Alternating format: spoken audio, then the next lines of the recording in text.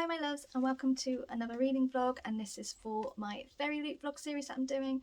So you would have seen hopefully by now the vlog that was supposed to be January's book, which is These Hollow Vows by Lexi Ryan. So I'm actually reading both these books in the same month, which is February, but that was the book that was supposed to be for January's video, but because COVID and I had literally one weekend to myself to film, I couldn't film it. So I decided to do both books for this month but do separate videos. I was thinking of combining the two, but I changed my mind in the end. But for this vlog and for what this month was going to be anyway, it's Once Upon a Broken Heart by Stephanie Garber. So this is her newest release. Obviously she's done the Caraval series, which I own and I have not read. So I'm like, shouldn't I probably read her like debut books first before her new release? But this is a Fairyloot vlog, not a normal book vlog, so whatever. But we're reading this and I'm very excited for it. I literally devoured These Hollow Vows in under 24 hours. I started it Wednesday night at like about 8:30, and I finished it at like 4:45 the following day. So actually doing the timestamp, it's like less than 24 hours. I honestly think it's going to be like this with this book because it really sounds like up my street. So it's a fantasy romance. We've got Fae. I feel like it's an enemies to lovers romance possibly. I'm not 100% sure, but I know it's that. But a little quote at the back here says, "How far would you go for happily ever after?" And basically we follow Evangeline Fox, who believes in happily ever after. She's in love with this boy, but it turns out that he is marrying another woman. And so her heart's broken, her dreams are shattered, and desperate to stop that wedding and for him to be with her, she strikes a deal with the charismatic but wicked Prince of Hearts, who is an immortal and fae, and basically in exchange for his help he asks her for 3 kisses at the time and place he chooses. And after her first kiss from the Prince of Hearts, I said hearts then, didn't I? She learns that bargaining with him is a dangerous game, and the Prince of Hearts apparently wants her far more than she's pledged, and basically her plans either will end in the greatest happily ever after or the most exquisite tragedy. Now this is probably the most beautiful Fairyloot edition I've got, in my opinion. I love it. So the original hardback is blue, this is pink and purple, and it's my favourite colours, so we're loving this. And then we've got these beautiful stenciled sprayed edges. So we've got the broken heart, we've got the arrows, and like the fox, because you'll see in a minute. And it's just like a light pink there. And then underneath the actual dust jacket, we have this beautifulness. So it says The Ballad of the Archer and the Fox. So it looks like that. So we've got the archer and then we've got the fox. It's beautiful. And then at the back we've just got the arrow. And then underneath here we've got character end papers. I love her pink hair. I want my hair to be like that. And then we've got different characters on this side, so I'm very intrigued to see who all these characters are. And then I'm just so intrigued just by the artwork under here, because I need to know what's going on there. So I've heard very good things about this book. Everyone adores this book. I've seen nothing but 5 stars, and from what I've gleaned out of the synopsis, I think I am gonna love this book. And yeah, we're very, very intrigued by it. And how quickly I read These Hollow Vows by Lexi Ryan, I just think this is going to be devoured in a couple of hours myself. So that's what we're focusing on for this vlog. I didn't say it in my previous vlog because I wasn't expecting to do spoilers, but I'm going to say it here. This will be a spoiler-filled vlog. I will try not to put loads of spoilers in, but probably near the end of the vlog when I do my final thoughts, I probably will do spoilers. So I will give you like a timestamp warning of when the spoilers end, but at the end I will probably say, look, you can watch so far, stop now, because this is going to be really spoilery filled. But I am, just because I had so many thoughts for These Hollow Vows that I had to say it. I have a feeling I'm going to be like that. So that's what we're doing. This is fine. We're finally on track with this Fairyloot vlog series. I'm also buddy reading this with Lucy, which I was buddy reading These Hollow Vows with her too. She's just started These Hollow Vows, and I told her to be prepared for the cliffhanger. And I know this has got a second book coming as well, which I've already pre-ordered, so I know full well this is going to have a cliffhanger. So we love that. We love waiting for the second books. But yeah, I'm really excited for this. I love this edition. It's beautiful. And yeah, let's get straight into the vlog. Let me get started and read. I will update you later when I've got some thoughts and tell you what's going on in the book so far and all those jazz. Yeah, enjoy this vlog. Thank you for being here, and I'll catch up with you all a little bit later when I've done some reading.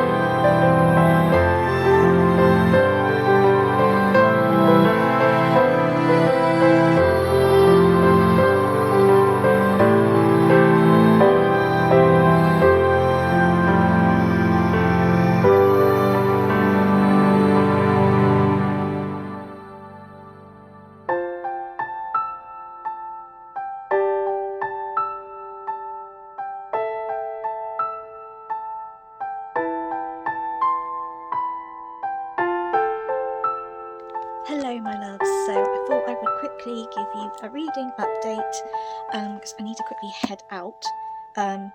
So I have lots of thoughts, but let me explain what the book is about. So I'm currently on chapter 39, page 278. I did a lot of reading yesterday because I jumped on Sydney's Patreon sprints.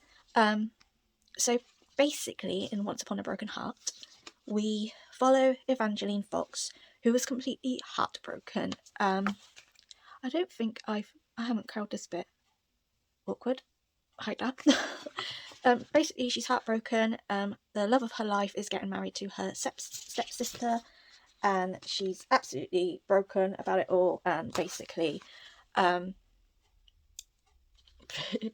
she wants to find a Prince of Hearts to get him to stop this wedding. And yeah, so that's what she's doing. She finds from a rumour on one of these newspapers that do these gossip things. It gives me a bit of Bridgerton vibes, that part. Anyway, she manages to find this gate because at that particular moment all the fates have disappeared and they've all gone into deck of cards sort of thing, and it's only if someone finds the gates and summons them that they will come out. Anyway, she goes in there, she finds the gate, she can't get into the gate, and then also she can get in the gate. There's no lock, there's no key, anything like that, but somehow she manages to get into the gate. I think there's a reason behind it, I'll get to that soon. So she goes in and then she just does her sob story for what's going on, and miraculously the Prince of Hearts comes out and listens to her, and he grants her wish. Here's the thing. When you ask for something from the fates, you really need to sit down and say exactly what you want, because the fates are very cunning, and if you don't literally sit down and say everything, you get what you wish for, but not what you exactly want to wish for, and which is what happened with Evangeline. But basically, she gets her wish, and the Prince of Hearts, or Jax as we know, basically said she needs to do 3 kisses of his choosing, whenever, and she agrees, and she basically comes back to the wedding, and this is a spoiler, so I'll put a timestamp when I finish talking about this part. But basically, she runs back to the wedding thinking it's all over and all that, and she can't hear any noises and that, so she thinks, oh god, like, have they gone through it? Is she late? Blah blah blah. And turns out the whole lot of wedding guests are turned into stone. So obviously she got her wish for the fact that the wedding hasn't gone ahead, but her love of life is basically a statue. She then screams at Jax because he like materializes as hissy, done blah blah. She was like, that's not what I asked for. I wanted the wedding to stop so like she could be with him. And he goes, but you didn't say that. You wanted the wedding to stop, and he didn't want. And she directly said, don't kill him. So there we are. So she basically says, they can't stay like this, how do I break it? And he says, someone has to take their place to turn into stone. So she drinks this poison that they all had in their drinks, and she turns into stone. And for 6 weeks she's a statue, and then in those 6 weeks so much has happened. Basically, Evangeline is sort of made into a matriarch sort of thing, that that her family got cursed and she took over their place to save them, and all of that. The fates basically all come back out from the deck of cards, but there's a massive big like hoo-ha about it, and then they all like sort of disappear. And so in those 6 weeks of her being a statue, a lot has changed, but she has turned into like everyone loves her. She's like, all of a sudden she's gone from someone not really being noticed to everyone noticing her, all these men want to marry her, blah blah blah.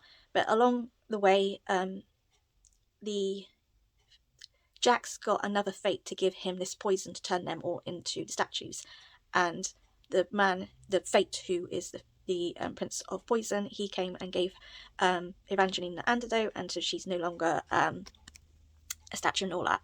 But she then finds out that her stepsister and Luke, the person that she was in love with, actually tried to get married again. But before they even got to get to the wedding to get married, Luke got attacked by wolves, and he's like completely mangled and all that, and he's now just like stuck at home, feeling sorry for himself, like really unwell, all of that. So again, the wedding didn't go through, and so Evangeline's stepsister pretty much thinks she's a cursed bride. That's what her nickname is, and blah blah blah. Along all the way, Evangeline got sent a invitation by some women who run the kingdom. They're like royalty of this kingdom, which is where her mum used to live, and all of that. So Evangeline ends up going and see them and see what they want from her, and they basically tell her that they want her to go to Prince Apollo's like party, and to like represent them as a kingdom, because they couldn't go because some other fate will be there, and there would be like a war between them two. So they were like, could you represent us? So she agrees, but she says, can I take my stepsister with her? Because at this point her stepsister's like miserable, like she's obviously classed as a cursed bride and all that, and she thought going into like a different place where all immortals are, that it might get better. So they go there, and as she goes there, basically Apollo is choosing some women to be his potential bride. Evangeline is one of those options. And then she sees Jax, and Jax decides to take one of his kisses, and he basically tells her to kiss Apollo. And while he does that, he sort of pricks himself and puts blood on her lips. And basically she got threatened, so if she doesn't kiss Apollo, she'll die. So she kisses Apollo, and all of a sudden Apollo falls in love with her, and she went to Jax like, what have you done? And he goes, giving you your wish. And she's completely confused, because she's like, is he helping her, or is there like a plot to this? And in the end, Apollo proposes to her. She says yes, because she feels like it's going to be a happily ever after and all of that. But then she soon finds out that Apollo is actually being controlled, sort of thing. Like how she kissed him with Jack's blood, basically it's made Apollo fall in love with her, but not in like a good way. Like he's obsessed with her and all of that. So she tries to get Jax to like get rid of it, and he goes and says, you have to marry him, and then the spell will break. So she's like, but this is ridiculous, like he doesn't love me, and then when we get married, you know, he's going to fall out of love with me, and you know what's going to happen then. But basically, if she doesn't marry him, he will always be brokenhearted, won't get over her. He will be this miserable, like what she was when she found out about Luke getting married to a stepsister. So she goes through with the wedding. She does start not falling in love with Apollo, but she can see herself getting there. But she's also like, it's not going to happen, because the minute they get married, everything will change. Anyway, they get married, and basically Apollo's still like falling in love with her, and she's confused, like why is the spell not broken? And she like talks to Jax about it, and he says that it should have been, which like you don't really know whether Jax is like lying or telling the truth. But then all of a sudden Apollo basically just drops dead, and everyone has blamed Evangeline for killing him, that this was her plot all along to get him to fall in love with her and all that. But also everyone's also bringing Jax involved. So we've now got to the point where Jax and Evangeline are being hunted for murder, and so Jax and Evangeline has run away, and they're now trying to find this fate called Chaos, who is a vampire, and he was the only one who never got turned into a deck of cards. He never had to be sent away or anything like that. So they're going to see him to find out who actually wants Apollo dead. That's pretty much what's going on. Now on to how I feel about this. Long way. this. I'm not vibing with it. I'm enjoying it in some sense. Like, it's not a book where I'm like, I don't want to read it anymore, it's a DNF, that kind of thing. It's not that. I am enjoying it. But it's not given me anything like I did with These Hollow Vows. Like, These Hollow Vows, I could not stop reading this. Once Upon a Broken Heart, I can easily just put down and ignore. And I don't have that urge where I want to keep turning the page and finding out. I'm also not overly fond of any of the characters. I think Evangeline's stepsister, I think there's something going on with her. I think Evangeline's starting to think her stepsister's the one who's like killed Apollo and all of that. I don't think that's the case, but I do think Evangeline was the reason behind Luke. I think she actually put a spell on Luke to fall in love with her, not her Evangeline's stepmother. I think it was her stepsister who did it. I also do believe she's quite jealous. So I think there's something going on with her. I just don't know what. I don't trust Jax. Like, clearly he's not who he is, but I'm also wondering whether there is something going on with Jax and it's the reason why he's been horrible to Evangeline, because I think maybe he's got a curse, so he has one true love, but he has to find his one true love, and every girl he kisses, if they're not his one true love, they die. So he tried for a while, and he had a lot of like people dying on his hand, and then he gave up. So he's one of those people, I think he wants to fall in love, and because he's Prince of Hearts, that's what his body's telling him to do, but he also can't because he's pretty much killing people because he doesn't believe that there is one true love. So I'm wondering whether he's got feelings for Evangeline and it's why he's being mean. I'm not sure. But Evangeline is my problem. She is just so bloody stupid. Like, honestly, she's just making mistake after mistake. She's made into like just a character who just like, she wants a happily ever after, and every time the happy ever after doesn't work, she kicks up a fuss, and I'm like, you know, you shouldn't mess around with fate. Like, if someone loves you, they love you, don't put spells and all that. I don't like her. I think she's naive. I think she's stupid. She, like, you know, she's constantly doing all this stuff for Jax, even though she thinks Jax is behind everything. And I'm thinking, well, why don't you do something about it? Why are you pretending to be a damsel in distress and blah, blah, blah. There is a sort of little breadcrumbs going on that I think Evangeline's got some sort of power, that maybe she can open all of these gates that have been mentioned in the book, because she seemed to have managed to get through Prince of Hearts Gate without a key or anything like that. So I'm wondering if there's something going on, which is why Jax wants her to do all of these things. But no, I'm not loving this book. At the moment, I feel like I'm going to be giving it a 3-star. Depending on how it ends, it might, if like, you know, the ending picks up and it's actually quite good and I enjoy it, then I might boost it to 4 stars. But I'm not holding out hope. I'm not loving it. And if when I finish this book I'm still feeling that, I think I might actually cancel the pre-order for the second book, because I'm not enjoying it. Now, I did hear that this is sort of not part of the Caravel series, but there's some bits to do with the Caravel series, so I'm wondering whether, because I've not read a Caravel series, hence why I don't know, I'm just not loving this book. And I'm going to be totally honest, it's putting me off reading the Caravel series, because if this is how she writes and how she makes her characters, I don't think I'm going to enjoy it. So I'm now a bit like, ew, which is shocking, because I think everyone loves Stephanie Garber and everyone loves the Caravel series, and I'm like, I'm not loving this book, I'm not loving her writing, and now I'm worried that Caravel might be the same. So I'm going to continue with it. I am holding out hope that it might pick up and it might get better and it might boost it to 4 stars. But at the moment, I'm just like reading it, but I'm not overly fussed. Like, if it wasn't for this vlog, I'd probably be like, you know what, I'm not bothered. I don't want to really finish it. I'm just going to ignore it. But for this vlog, I do want to finish it. I do want to see whether it does get better. But yeah, I'm not vibing with it. It's just, I just honestly think Evangeline has just been made into a complete naive, stupid girl, and I'm like, why? Like, and this is from a female author as well. Like, I can kind of get it if it's from a male author, because come on, they you know, males think they're superior, not women. But the fact that this is a female author and she's sort of making the main character, who is a woman or like a young girl, to be like, I think she's what, 16, 17, so she's not like an adult completely. But I don't think she, you know, I wasn't that stupid at that age. I don't know, I'm not keen how she makes the characters, and it's very, when you actually look at the plot, it is very boring in my opinion. Like, we haven't got really much magic, we haven't really got much action going on. Like, I wouldn't really say this is overly full fantasy. Like, I would say this is like a low fantasy rather than a high fantasy. It's just, for me, it's really stupid. Like, it is basically about happily ever after and all of this, and I'm just there thinking, it just makes it out like women have to be with a man.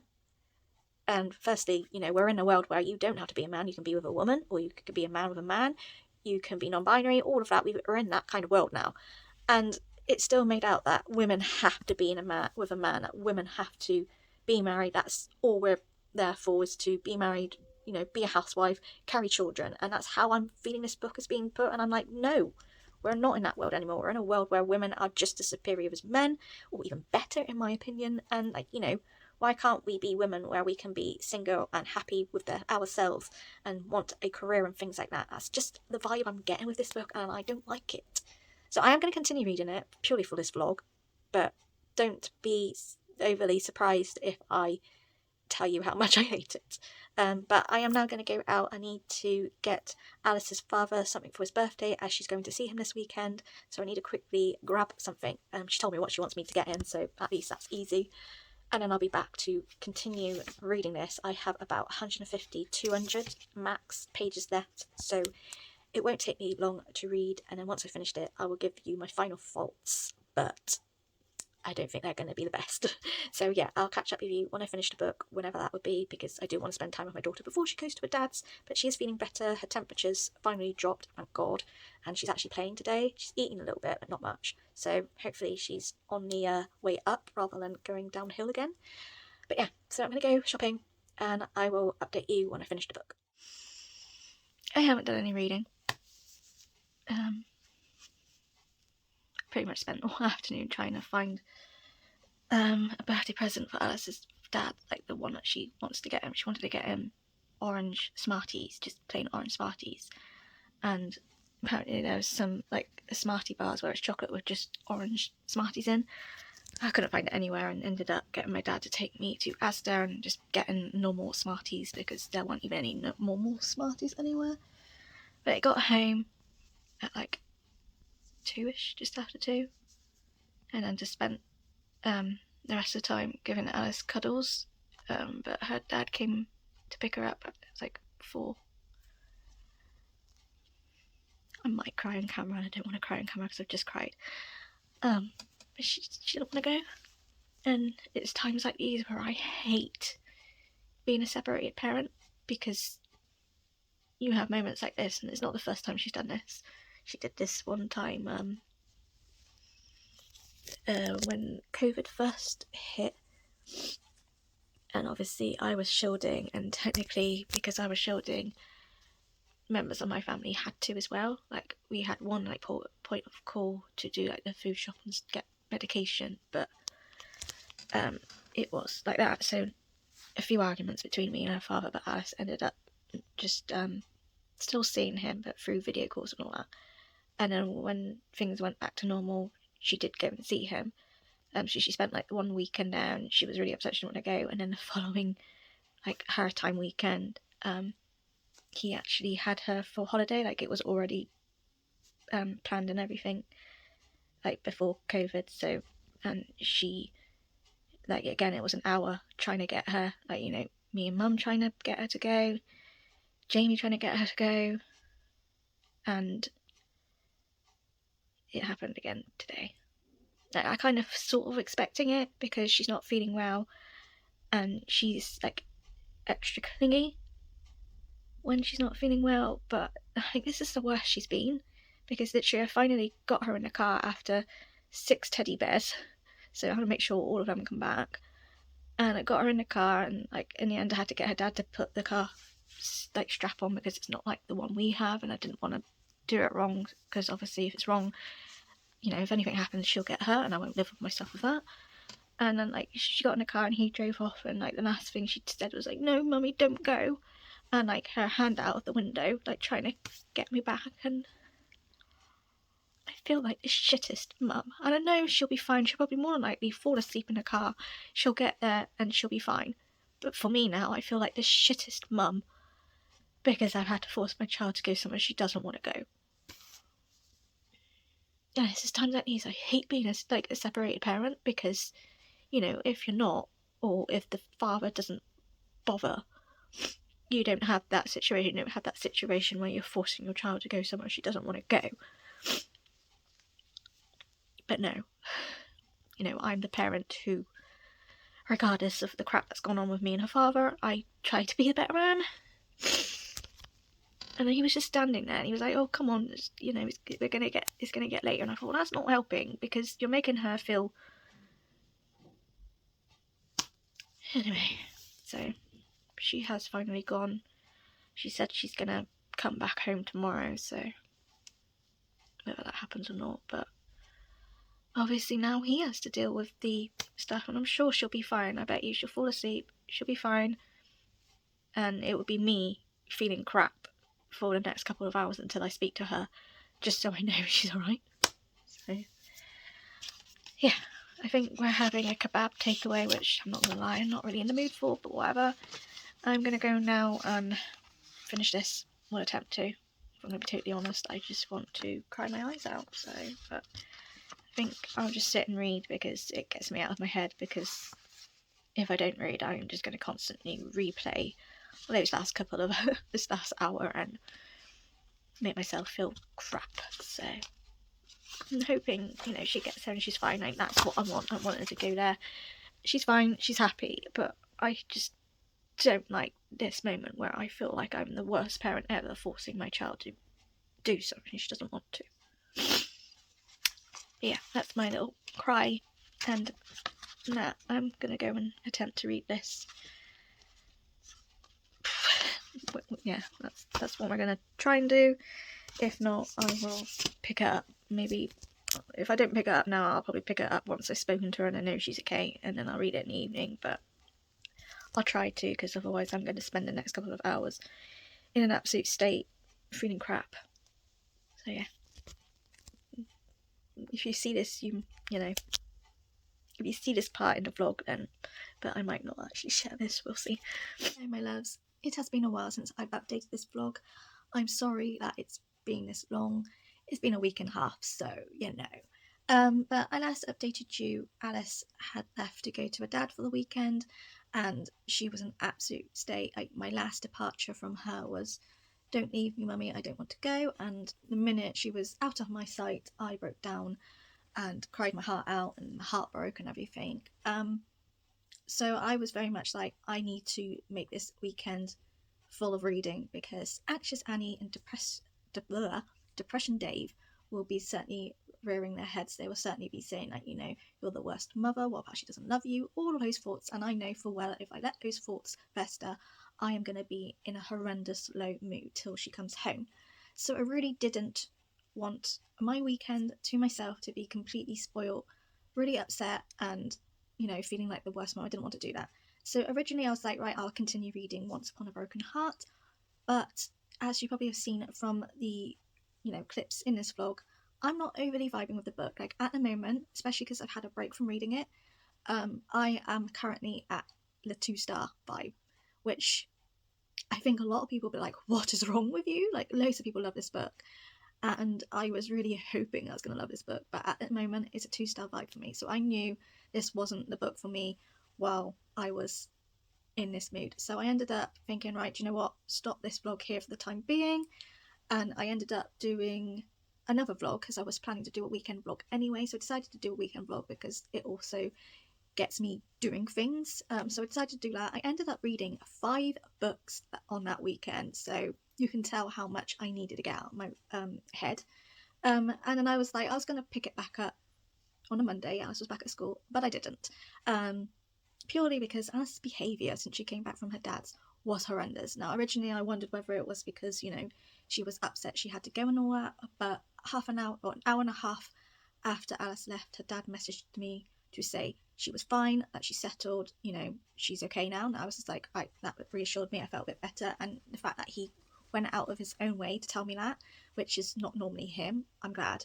And then I spoke to her that evening, and she was just like, "It's okay, mummy, I'm happy now. I do miss you, and I still want to come home, but I'm okay now." And I was just like, "Good, that's all I need." And I did, like, perked up because I knew she was okay, but I was still like, "Oh my god, I still feel horrendous." Like, that's just me. It's what my anxiety and my depression's like, when stuff like that happens. I get all these negative thoughts. It's just how my thought process is like. So during the week, I was planning to go back to it, but Alice's behaviour was horrendous. Now, at the start, we were quite happy to see it because it meant that she was feeling better, the fact that she could argue back and tantrum. As in before, she's been very quiet. She's just, not really been talkative. She's been to sleep really early. Like, we could tell that she wasn't herself still. But she was just horrendous. And I think it was probably a mixture of what happened on the weekend, and not knowing how to express herself. I also think we ended up making her go back to school. Like, she literally had 4 days of school because she had an inset day on Friday, and obviously it was half term. So we were like, let's go to school. If you're really struggling, you can get sent home. But also on that Wednesday, it was parents' evening, so we wanted her to go in because obviously we were going to do parents' evening. So she had a good time at school. She was fine at school, but I think it made her exhausted because she is still very tired very quickly. But trying to get her to bed or even getting her into a shower was a chore. Like, the start of the week, Monday and Tuesday. Well, Monday was alright. Tuesday wasn't. She was having a moment, but she had done school. She did rainbows. It was late, and I could tell she was tired. It was sort of was like getting angsty with her, but I bit my tongue. But Wednesday and Thursday was horrendous. I was just screaming my head off at her. We were all shouting at her, but like all in different times. But like it was like more me at night because I do bedtime. It's just me and her, no one else, and all that. And then like Friday, I was like, you know what? I'm making it worse by shouting at her, like, because she's then like full on screaming heebie-jeebies at me, and I thought, is this better if I just bite my tongue, let her shout it out like that? So I started doing that. But unfortunately, doing so, she then started doing her behaviour to my mum and dad, and my mum and dad are a bit stressed out. And obviously, we've had that storm Eunice, or whatever it's called. We haven't. It was bad, but we haven't had too like overly nasty damage. But our shed, which is classed as a garage, like our shed, which we use as a garage because our actual garage, our landlord uses. So our shed bit that we got is like a metal shed. The doors are completely broken and everything. Our greenhouse, which is like glass, like not like proper glass, it's glass, I think. So most of that is all shattered, and all of our fence has gone. So my parents were getting quite stressed over that. They're also getting stressed of money because obviously gas and water's gone up, and it's really gone up for us because we're in an old house, and because we're in an old house, we're having to use more of that. So they're getting stressed, and because when they get stressed, they do lose their rag a little bit. And so honestly, Alice was just shouted at by them, and then she then came to me because I was the one not shouting at her. Saturday came and it was horrendous. I had a lie in, and I woke up hearing my mother screaming at Alice screaming back and charging upstairs and bawling her eyes at me. Obviously, I was fast asleep and not even know what was going on. So, and we have like a rule that if we're not in the room and we don't know what went on, we don't tell her off or anything because we weren't there. So like that was like right. So I ended up like making sure she was okay, giving her a hug. She ended up watching some Paw Patrol on my tablet, and I got dressed, and I found out from my mum basically that Alice wasn't going to get dressed because she says, I'm having a PJ day. And I understand why she said that because she's been poorly, she's been in her pyjamas, but because obviously she's a lot better, it's like back to normality. So my parents went to go food shopping, and I went to Alice and said, come on, you need to get dressed. I said, usually when you're not poorly, your PJ day is on Sunday, like what I do sometimes. And then she kicked off. So I went, right, Alice, if you're not doing what we're asking you to do, then you're not going to do what you want to do. And so I was like, in that case, you go in your room, you can stay there for the day, sort yourself out. So she screamed heebie-jeebies when I put her in a room, and then she stopped, and then she started crying. And because obviously her chest is still not 100% brilliant, I realised she hadn't had her water, so I ended up like coming upstairs with water. She knows that when she cries, I console her because I hate seeing her cry. Like, my whole instinct is to cuddle her and make sure she's okay. And I think she's learned that if she cries, like when she's been told off, if she cries, I tend to like, be nice. I didn't do that. I gave her water, told her to do deep breaths, and I said, are you ready to get dressed now? She was like, no. I said, right, well, you can stay here, you can play, I'll bring your lunch up and everything, but I think we need to find out. Like half an hour later, she came downstairs. She was in her onesie, so she wasn't in her pajamas, but she wasn't dressed, but she was in a onesie. She came and gave me a hug, said sorry, and I said, shall we quickly get you dressed and then we can do whatever you want? And she did that. She ended up doing I have no idea what she ended up doing, and she ended up behaving really well for me. Just the rest of them she wasn't. Like on Sunday it ended up being me and her date. Like we watched Paw Patrol in my bed for a while, and then she came downstairs and then she got screamed at then. So I was like, Alice, come on, just, get out of everyone's way, because she was being really good for me. So I was like, I'm not going to punish her when she's been good with me. So she ended up doing lots of colouring in my room while I was reading. But Sunday night she got really upset because she felt like her nanny and Gaga didn't love her, and I thought, oh god, like, you don't realise the sort of effect you have on a child when you shout at them sometimes, especially as my parents were sort of talking about Alice to someone else, but she was still hearing it. And I don't like that. Like, I'm very much like, if you're going to say something, do it so she can't hear you. So she got upset. And then obviously this week it's half term, but Alice is at her dad's for the week. So he's got a holiday. He wanted to have her then. She had a wobbly. I thought, I did say to her, please don't do what you did on the weekend. I said, it's not fair on you because you get so upset and you don't like it. I said, but it's not fair on mummy either because mummy gets upset. And then mummy, because you're not here, mummy worries for the rest of the time until you're back home. And I said, and you're away for a week. I don't want to constantly feel this low for a whole week. It's not good for me. Because Alice, when she gets there, she's fine. I know she is. But for me, it will really mess me up. So she got a bit funny. And I know why she got a bit funny, because we were all back to being nice to her. We were cuddling. My mum and dad spoke to her in the morning, Monday morning, because I told them what Alice said to me before she went to bed Sunday. And they all said, we do love you, but, they said, even when we shout at you, we love you. And said, they explained things. So obviously, she had that reassurance. So we were all like cuddled up. We all spent that morning before her dad came. And usually when her dad comes, he either beeps the horn or he texts me to say he's outside. He didn't do that. It was only because my mum came downstairs. She was like, oh, daddy's out. Daddy's outside. And Alice just went. And I was like, come on. So I finished getting her all ready to go. So Friday she went with 7 or 8 bears. This time she's just gone with 5, so she's just got her an extra one that she usually gets, which is my sloth she gave me for Christmas or my birthday, one of the two. She's now claimed it, like every other sloth that she gives me, she's claimed. So I said, you can take that. I said, but that's it. And she went and she got a bit funny when I said, come on, remember what mummy said? And I said, so the wind actually, it's still quite windy here, the wind actually blew us and we literally moved back from the wind, and that was it. It just took her out. She started laughing and I got her in the car and she was fine. And I spoke to her on Monday night and she was like, I miss you, mummy. And I said, I know, but I said, oh, have you got anything planned this week? And she told me what she was going to get up to, so I know she's okay. But yeah, so we are going to continue now with this vlog. We are going to read Once a Broken Heart. I am on, where was I? I was on 278, chapter 39. So I haven't got much left to read. But we're not vibing with it at all. We're not vibing with it. So I'm hoping this last third of the book might pick up and it might boost it to a third, like a 3-star. But we'll see. But yeah, we're going to continue with this. So I'm not going to read it straight away because I have 2 videos to film. One of them is an unboxing. The other one is my March plan with me, which will probably take me most of the afternoon. So I'll probably settle down and read this in the evening, which is fine. It's probably going to take me an hour, 2 hours tops. So next time I will come on and talk to you when I finish the book and tell you my thoughts. But I also want to come up because I got a little surprise parcel. So I do sort of know what this is because I opened it up because I had no idea, but the rose on here gave it away. But I got reached out to by oh my god, I can't remember who they are called now. Yeah, okay, I was right. So I got reached out by Swift Press, who is the publishers, and I sort of been on tour with people on tour, but with that publishers and all that. But anyway, they reached out to say that they had a book that they think I would quite like, and would I like it? Not to obviously review it and obviously tag them in it, but it's not like a it's not a tour spot. It's not can you review it this time? It's we want to give it to you sort of thing. And so I was like, yeah, sure, what's the book? And so they gave me a little brief what the book's about, and so I just had a look at Amazon to read the full synopsis just to get an idea. It's a crime thriller, and I was like, this sounds really awesome, so I was like, yes.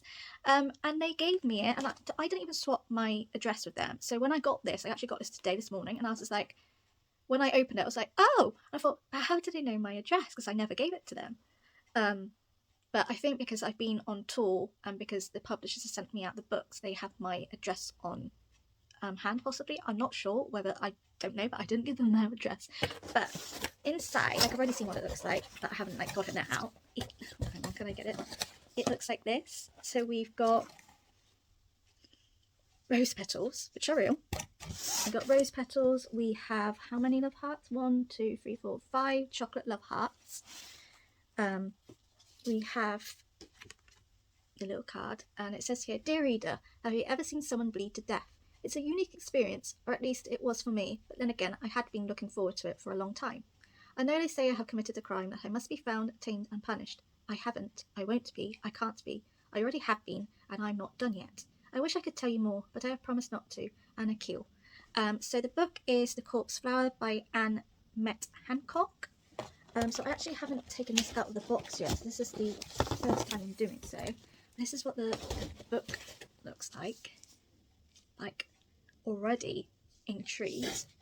And yeah, I'm very intrigued. Like, when I read the synopsis on Amazon, it sounded good, so I'll tell you what it's about in here.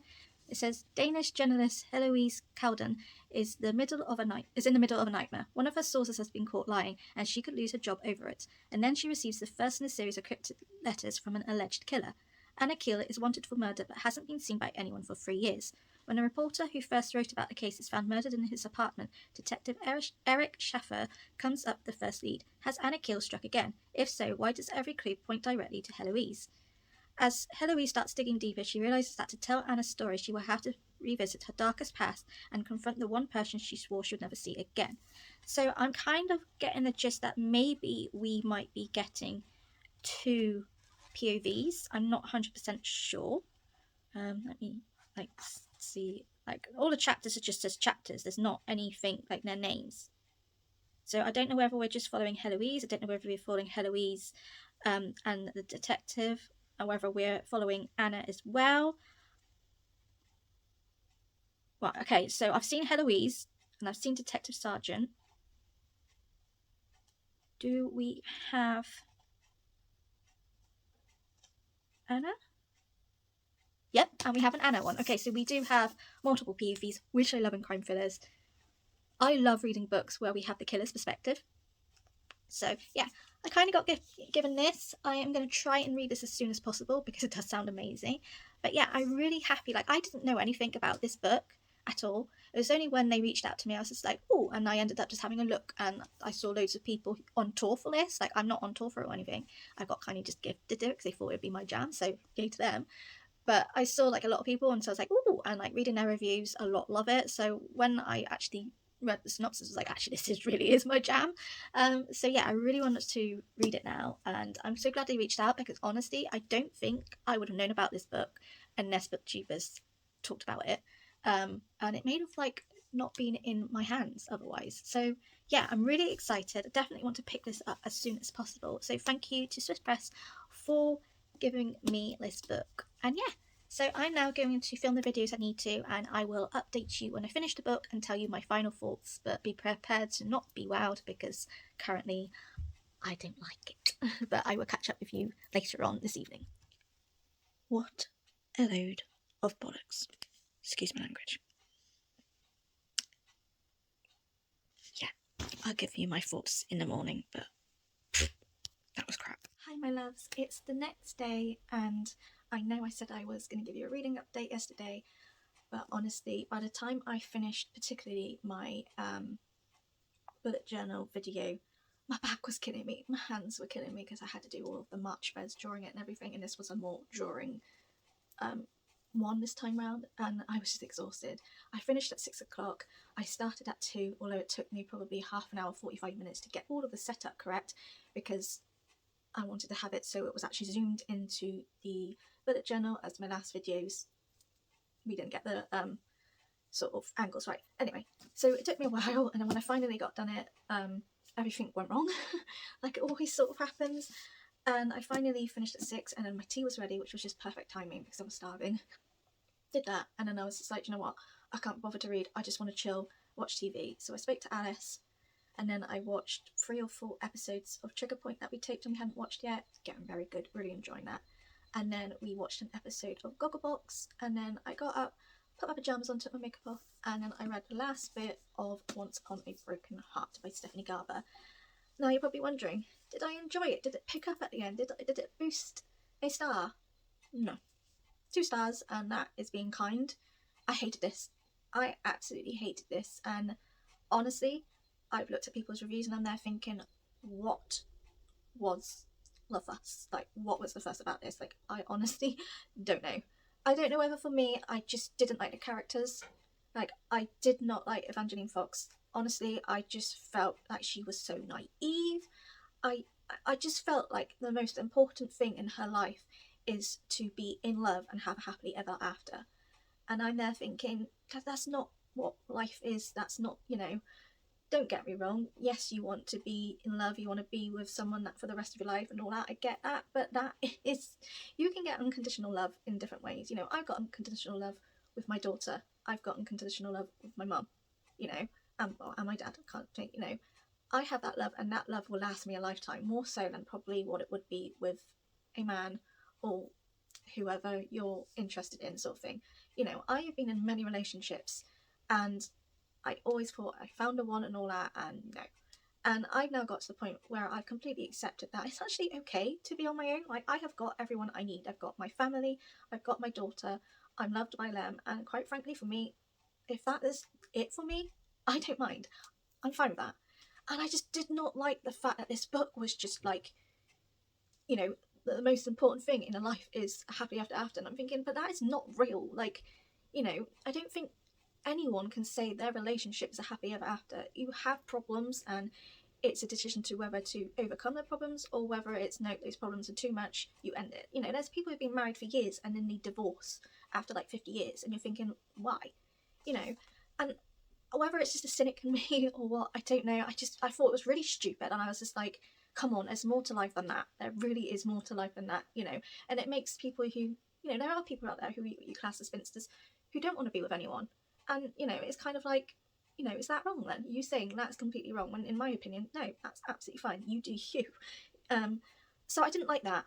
It really gyrated me, and I was just like, ugh, no, like, come on, this is just done so wrong, in my opinion. And Evangeline, she just gets herself constantly in trouble, and she thinks she knows best, and she doesn't. And I'm just there thinking, really? Like, she's so naive. She kept getting herself in trouble. Like, she had all these doubts with Jax, and then all of a sudden she then starts trusting him, and then boom, near the end we have a twist, and obviously we know full well Jax used her, was very obvious. And then she's getting really upset and angry because of that. And I was just like, come on, love. You knew that from the start when he said that you had to kiss 3 people of his choice. She knew that from the start when she kissed Apollo and he went into like a, he was in a, not a sort of curse, but he fell in love with her, and basically she had to marry him, and then the curse would break. So she should have known. And I'm there thinking, just because there was one moment, which was when they went to see the vampire chaos, there was one moment there where she thought she saw a bit of humanity in him, even though he was turning into a vampire, so how that works. That changed everything. And I'm there thinking, are you just stupid? Or are you just someone who believes everyone's good? It really irritated me. I didn't like Jax either. Like, he was extremely cold and everything, and considering he's someone who is to do with love and everything, he wants this happily ever after, he just is very miserable and anti-person. He just doesn't like anyone, and I'm just there thinking, don't get me wrong, I don't mind morally grey characters, and there are some morally grey characters that you hate but then you love. I hated Rysand at the start of Akatar, and then I absolutely adored him. There's like, Kaz in Six of Crows. He's not exactly like a good character, but he has his reasons, and you can't fall for them. Jax was like, no, I don't like you, and I feel like they've made his character extremely non-likable. And I'm thinking, give him some humanity. Like literally, the only bit of humanity he got was when he got bit by a vampire and he was turning, and so he had to wait. He basically wasn't. If he didn't feed by dawn, then he wouldn't turn into a vampire. So like they basically had this moment, and he was telling her about who he believed was his first love to get out of his curse, but it didn't happen because she didn't actually love him and all of that. And then she explained how she first met Luke. And that was the only bit you saw a bit of humanity in him. And I don't know whether this is what Stephanie Garber wanted to do in this book or what. I don't know. I just did not like it. Like, the scenery side of things was really good, and like what she wanted out of this book I can understand, but for me I was just like, I do not like any of the characters. I also was like, where's Luke in this? Like, Luke was the full front focus of this book. The reason why Evangeline did what she did was because she wanted Luke, she was heartbroken and all that. And the last thing we hear about Luke is he got attacked by a wolf and that he was scarred and everything, and that was it. She couldn't see him, like he refused to see her and blah blah blah. She didn't know anything about him, and then she goes there. She starts sort of feeling like she could probably fall in love with Apollo, and I'm like, whoa!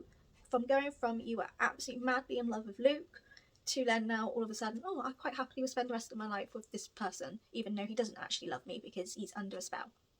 Like, how does that work?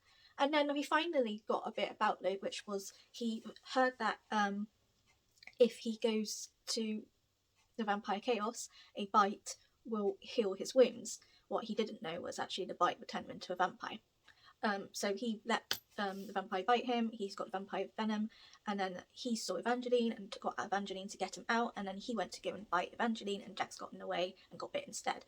And now I don't really know what happened to Luke. Like I think he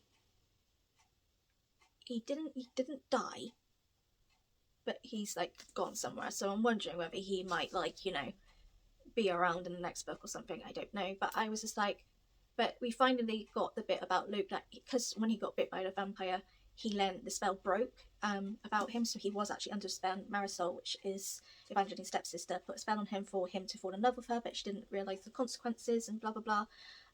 But because he got bit by the vampire, that spell broke and he realised what happened, blah blah blah. But obviously, regardless of the fact that he's still supposedly in love with Evangeline can't be with him because he's a vampire and he wants to kill her, basically. It's just, I'm going to be totally honest, I thought this was just absolutely pathetic. I didn't like the characters. The only character I really liked was Chaos, because he was honest, blunt to the point, and, you know, what you get is what you get from him. And I was like, you know what, I quite like that. The rest of them didn't care. I absolutely could not stand Marisol. Do not understand why Marisol did what she did. That just makes no sense. And then obviously, like, what I wanted more of out of this book was actually about these gates, because it's clear that Evangeline's got a special power where she can open these gates. If we concentrated more on that plot and her either trying to not open the gates or opening the gates, whatever, I probably would have enjoyed it. But the actual plot side of, like, you know, doing this love thing and all of these things, it was just stupid, and I was just like, no.